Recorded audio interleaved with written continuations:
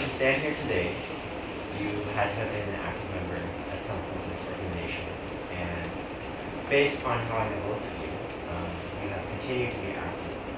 So my question to you is, what does it mean to be an active member? And why does it even matter to be an active member in this organization?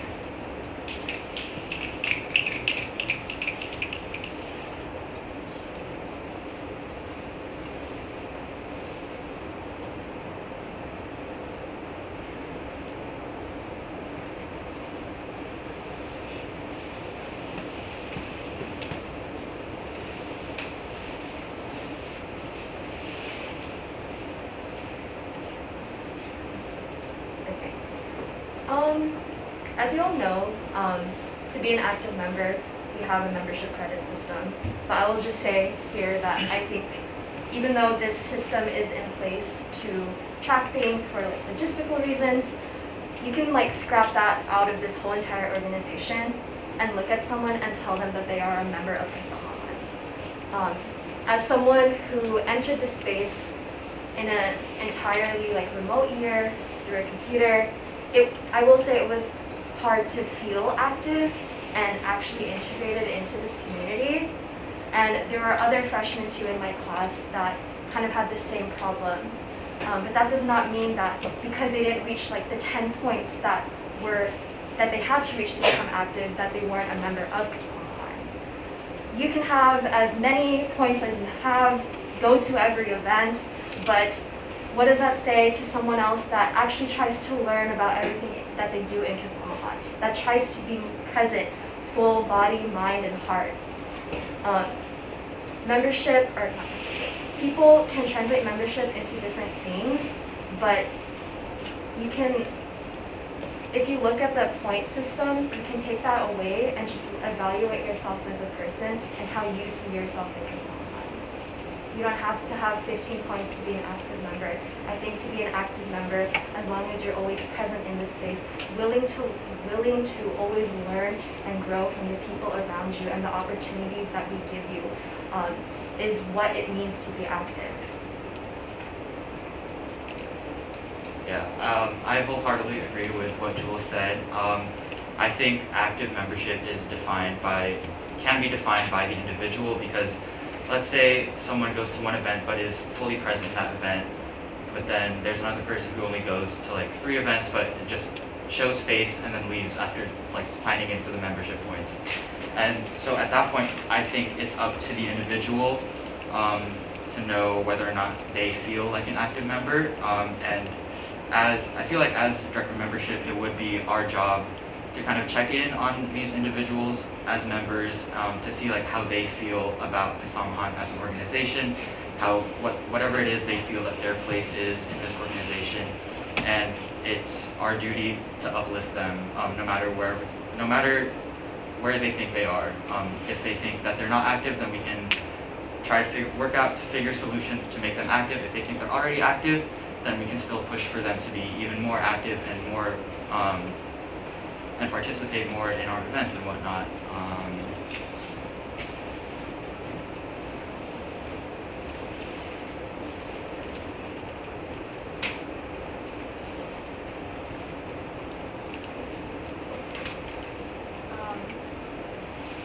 This program is not only one of Kasama's largest events, but it's also the one that sets the tone for the environment of our academic year. However, historically, Kasama has been labeled as cliquey in nature, which can be enforced by frat lines. How would you acknowledge and handle these criticisms while also honoring the experiences of our Kasamas?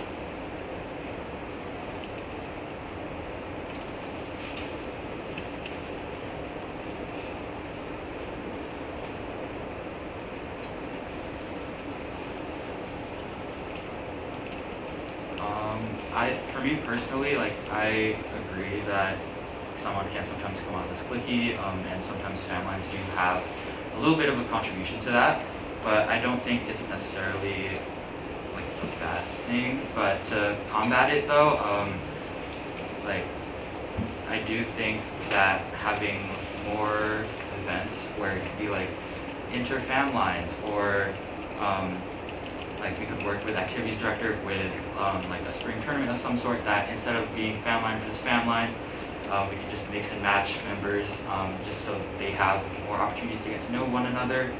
Yeah, I think having these opportunities for membership to meet each other outside of like a strictly Kasamahan space where it's like, oh, like all the people in one family hang out here, the others hang out there. Like, I think creating the space and creating that environment is something that we need to uphold in order to deal with.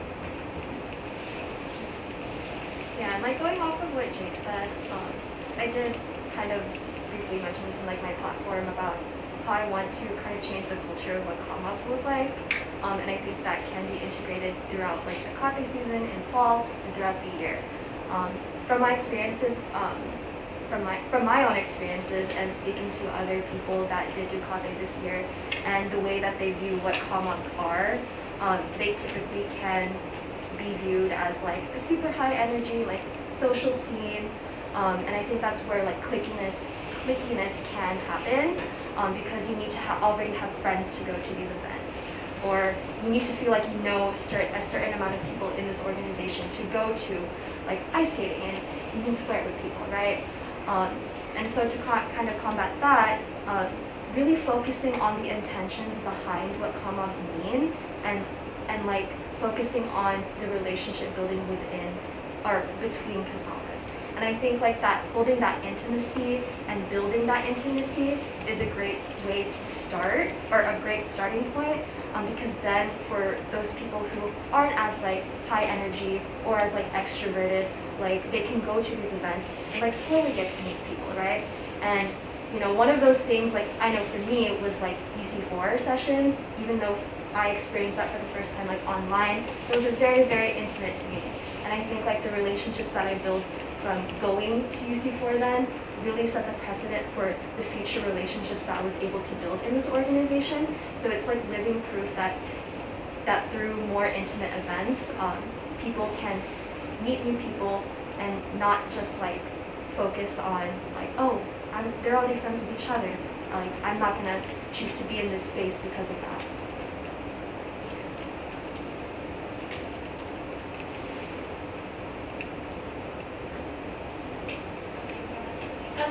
Okay, so part of your role or responsibilities as a DOM is to head a content committee. And so I guess I can have like a scenario or like, yeah, so like how would you, or like what are your strategies or like how would you mitigate disagreement among committee members regarding pairings or just like approaching pairings in general? And how would you face like parents that like where people didn't show up or like people dropping parents?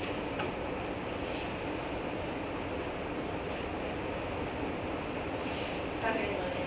Okay.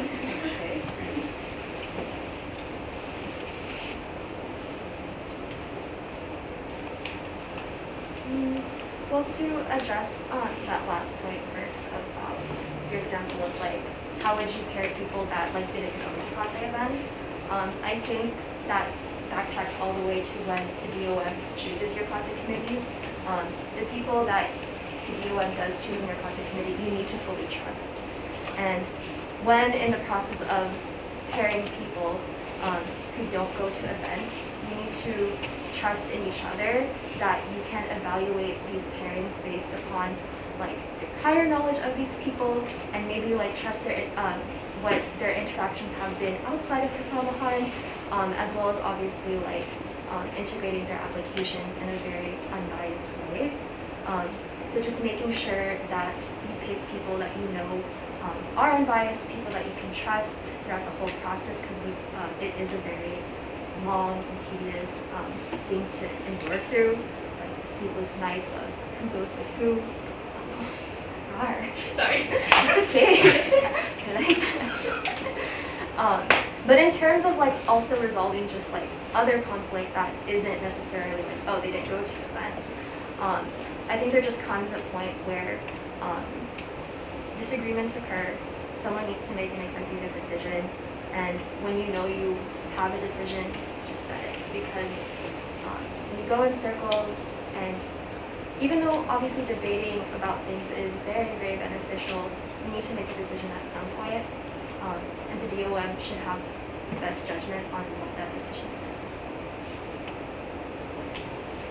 Yeah, kind of going off what Jewel said, I think tackling like that last portion first about if, let's say like a prospective kuya or kate doesn't show up, then I believe it should be on the DOM and kate committees. Like, we need to trust our observational skills in observing all the kates, all the outings, in whatever events that we do hold, and just kind of basing that in addition to the applications. And I know through the forums, like where you can like request people, where it's like, oh, like I really bonded with this person through this event. I think they would be really cool as a kate. So I think also looking at that would definitely benefit. And when it comes to conflict, kind of like Jewel said, like there has to come a time where we just have to make a decision.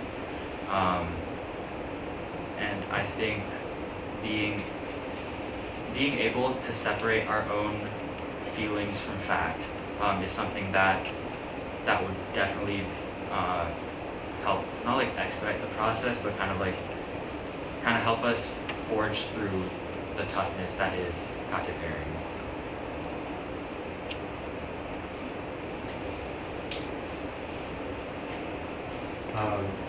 So the DOM is one role in particular that really emphasizes connecting with membership.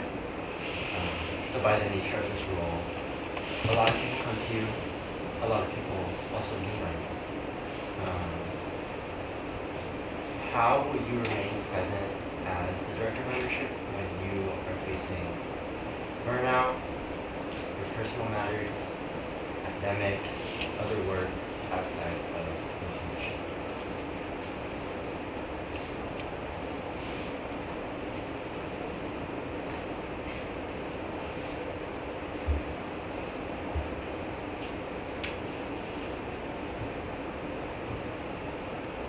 I think in that case, it's definitely important to know our own limitations and what our own capacities, what our bodies can handle.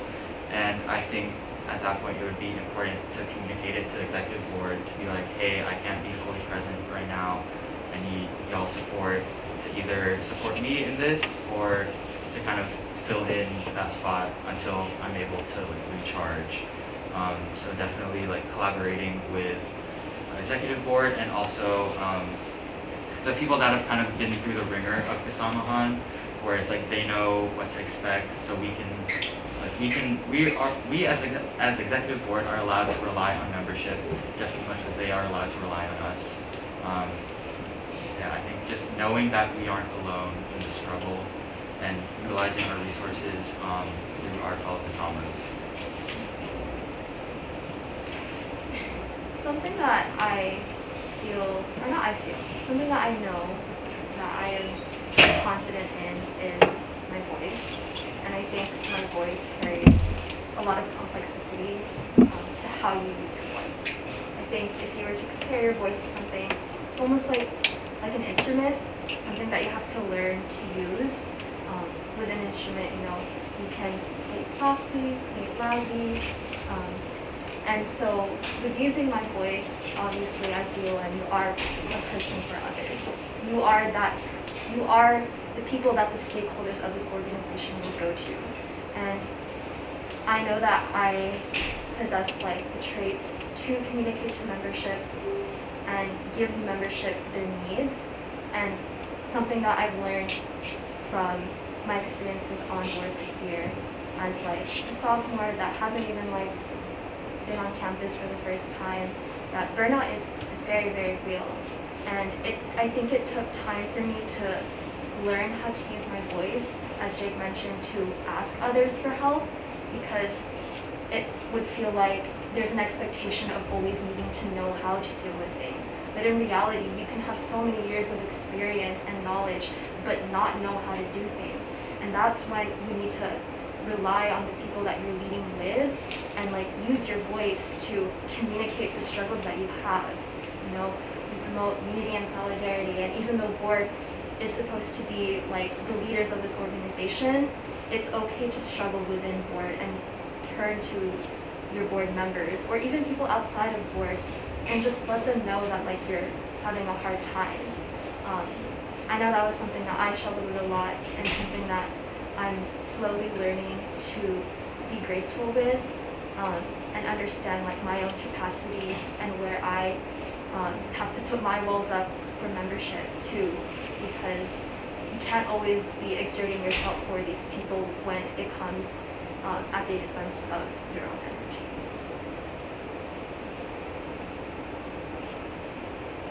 Director of membership not only embodies social pillar, but also, there's someone else. No, we just have we're at 15 right Just kidding. No, we're gonna motion for more. Should we motion now? now. Yeah. Okay. Can we motion for?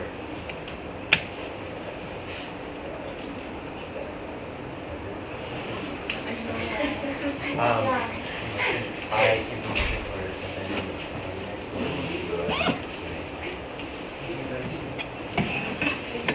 Okay. Director of membership not only embodies social pillar, but also pre-professional. What are your visions on creating opportunities that not only strengthen the connection between Kasamas, but also, to quote the Constitution, ensures the support of academics amongst members in Kasama spaces?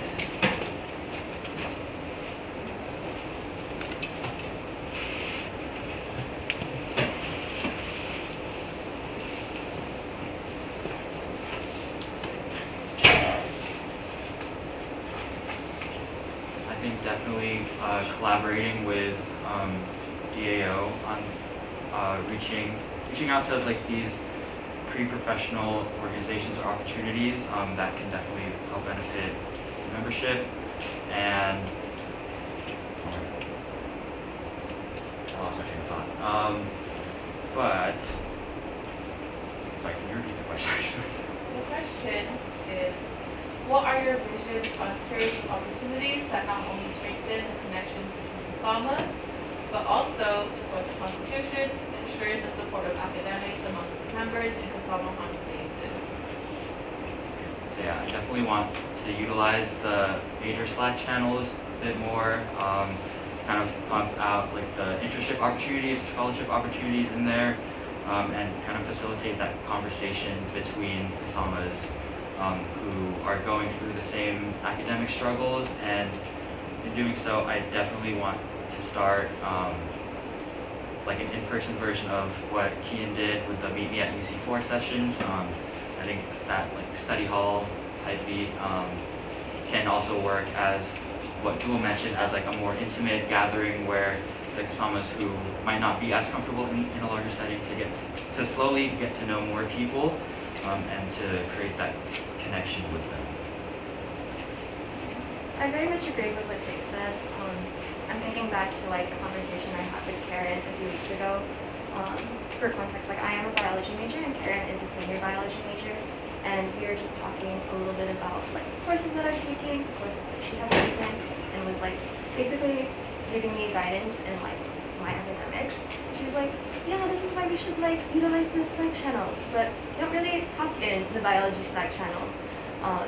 And so bouncing off of like what Jake did say, like creating just study halls, places for networking to occur within Kasama-han, because yes, I very much agree that what the face of membership or the director of membership deals with can look a lot like social scenes, dealing with just places to mingle, but we are students first before anything else, and I think, you know, a lot of us do struggle with that when we're always wanting to say yes to Kasama-han and going to events. But trying to work around that and create paths for events that are more surrounded by academics than just like hanging out with each other can kind of combat that integration of other careers.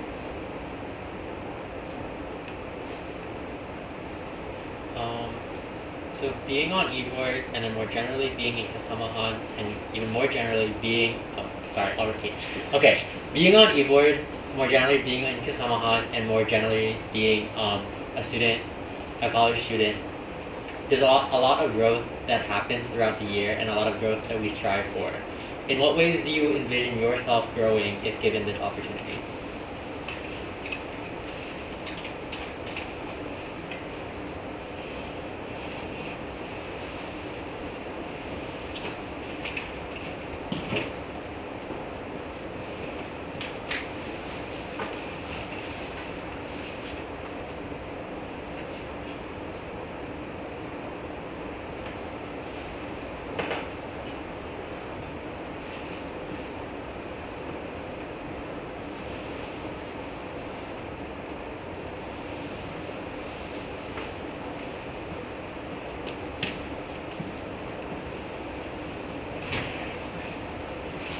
Something that we've shared a little bit in this space is the meaning of the cross symbol. Anyone know what the cross symbol means? No, it's okay. Should I draw it? Someone not know what it is? Yeah? Okay.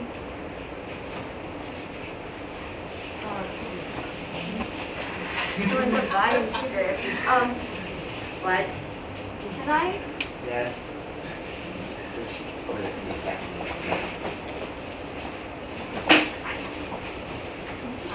Let's see what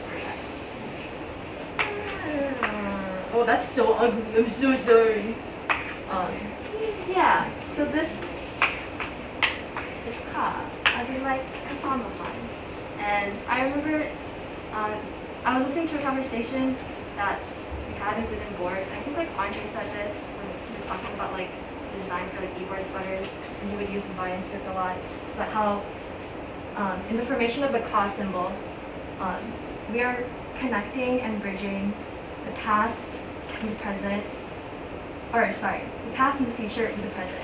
And I also think this centerpiece right here, connecting the two, is very open to interpretation. Something that I've learned about myself as a rep this year, serving as sophomore rep, is that I truly believe that I am a strong bridge between people in this organization, especially between the different generations of people that have been here before COVID and after COVID. I think that the relationships that I've built from like my freshman year up to this point with the upperclassmen and even some like alumni, but as well as maintaining like relationships with like my audience and like current sophomores that are just joining this space. I'm really able to connect the two and like bridge that gap. And I know that through DOM, I can continue becoming a stronger bridge for these people by someone that is one of those people as well. I think within any of these board positions, really, you are learning as you go, and there's a lot that I have to learn. But I do know that by being people for others and being someone that can strongly tie like the people in this organization, I would grow the most and learn the most with everyone else. Okay, before we start taking a motion, is there a second minutes? Patrick begging motion 4 minutes, 4.5 minutes. A second. So just piggybacking off what Jewel said, I agree with what she said, and I think that the same kind of goes for me. But I do want to take a moment to say that we are our own worst critics. I know I definitely harp on all of my, I guess like what I would call weaknesses, but others may see that as strengths. So I think that by being put into this position, it'll definitely make me kind of reconsider what I believe myself, where I believe myself to be as a leader and as a person, because I think, as I mentioned in my speech and my platform, that I think I've grown a lot through my previous positions on eBoard, but there is still so much for me to learn. Sky's the limit,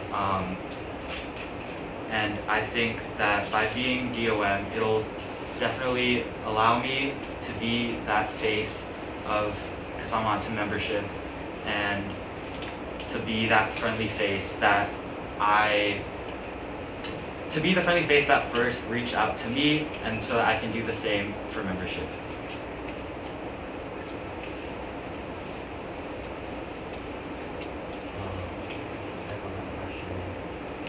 Going back to kind of what Francis asked about earlier regarding Kate, just like a little summary with the members of Kate, like the way things go is we have Kate season and the events in like September, October. The audience got the kids, they get paired, they meet their families that night, and then we kind of leave it up to them to decide how they want to continue their relationships. Do you have intentions to not only create those relationships, but also grow them, foster these relationships between the parents through the spring semester and onward? And with regard to your platforms, would this contend with or would this complement your ideas for spring copy season?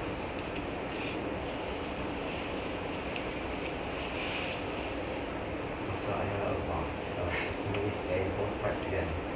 Can you say it one more time, Maybe. please? Okay, I'll just say the question.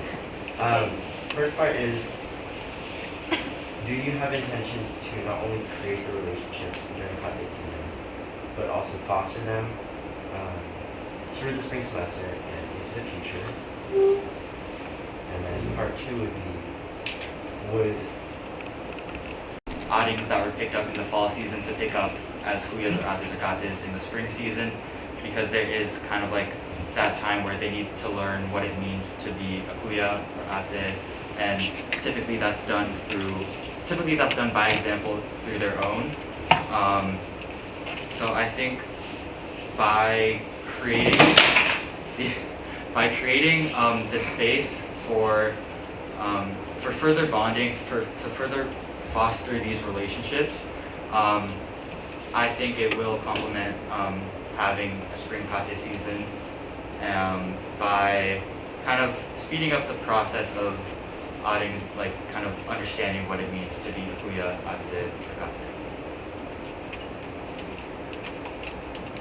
Kind of responding to what Jake said about like creating collabs after pairings get or like after pairings in kate to, I guess you can say, let these pairings flourish. You know, something that there's only so much DOM can do. There's only so much that eBoard can do to relay this message of you're paired, now what? As much as it's important and as much as it's integrated into our role to emphasize maintaining these relationships by going to events or just spending time outside of Kasamahan with like your kuya ate or kapatid or your outings, there really is only so much that you can do.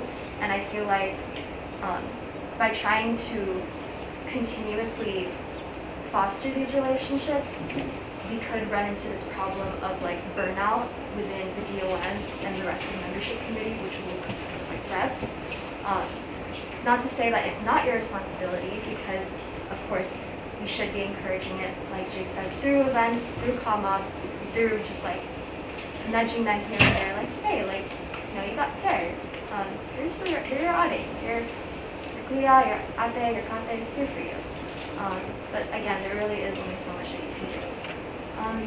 I also do agree that it kind of does contend with the whole having a spring kate season. That was something that was also mentioned in my own platform. And I do agree that by considering the outings that get picked up in the fall to become a kate in the spring does kind of like speed up this process, and they don't really get the entirety of what it means to be in the kate program by fully experiencing like an outing year.